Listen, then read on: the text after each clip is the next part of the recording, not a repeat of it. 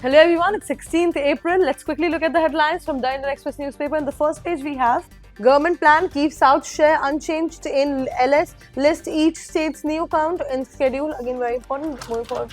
Then we have India was not built through arithmetic but on trust.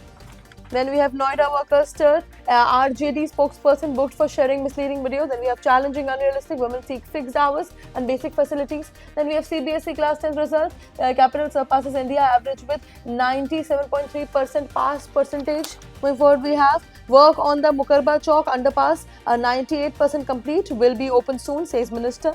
Going forward, we have TMC leads Bengal parties with 27% women nominees. Then we have in Mathua, Muslim areas, deletions trigger anger at all parties. Going forward, we have bills tabled today seek to amend Constitution's 7 key articles. Then we have amid firestorms over delimitation and polls, why House should clear women's quota. Then we have Wang Yi, Lavrov to attend BRICS meet on May 14-15. Then we have India calls for unimpeded safe maritime transport. Then we have India to highlight Pakistan-based terror through exhibition in US.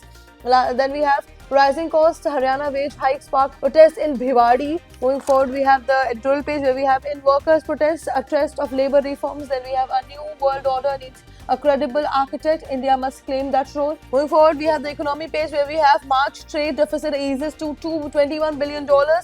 Goods export grew by 1% in financial year 26. Then we are fighting precarity and the phantom boss. Gig workers see hope in labour stirred. Then we have plastic bags to playing cards. WPI inflation hit 3-year high. Then we have Iranian oil tankers arrive at Indian shores with no takers. Then we have why NHAI wants your number plate and FASTag on same page.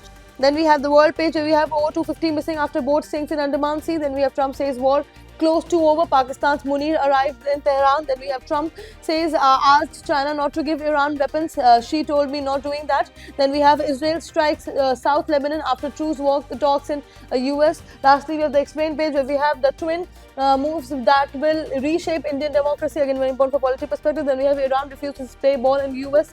What this means for World Cup. Lastly, we have from folk music to history, how new BTS album marks a return to Korean roots. Again, very important for cultural perspective. And that is it for today. Thank you for watching.